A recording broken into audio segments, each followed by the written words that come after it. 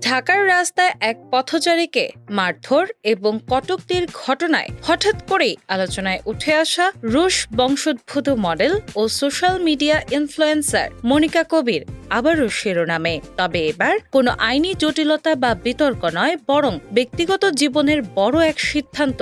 বিয়ে নিয়ে নতুন করে আলোচনায় এসেছেন তিনি। বাংলাদেশি তরুণ ওয়াহিদ জামানকে বিয়ে করে জীবনের নতুন অধ্যায় শুরু করেছেন মনিকা।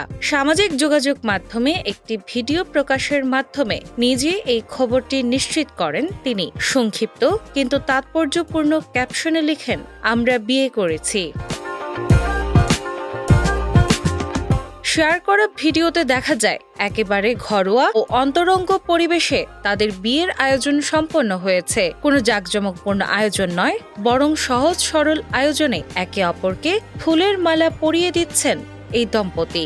ভিডিও জুড়ে তাদের হাসি, খুনসুটি আর স্বতঃস্ফূর্ত মুহূর্তগুলো দর্শকদের দৃষ্টি কাড়ে।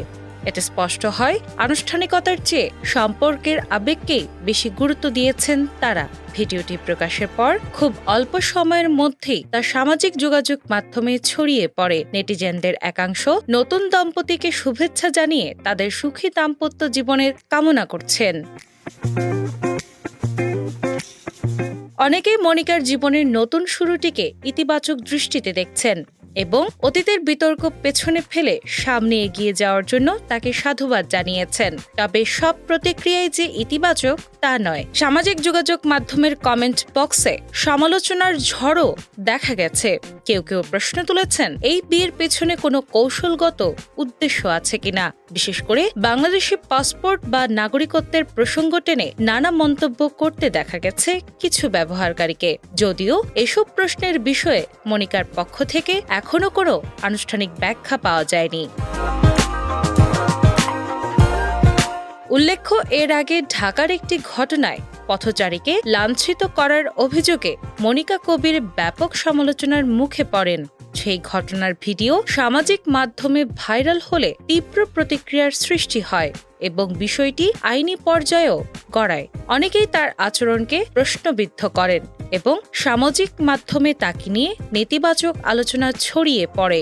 সেই বিতর্কের রেশ পুরোপুরি কাটার আগেই বিয়ের খবর দিয়ে আবারও আলোচনার কেন্দ্রে চলে এলেন মনিকা। তবে এবার তার পরিচয়ের সঙ্গে যুক্ত হয়েছে নতুন একটি পরিচয়, একজন স্ত্রী হিসেবে নতুন জীবনের যাত্রা।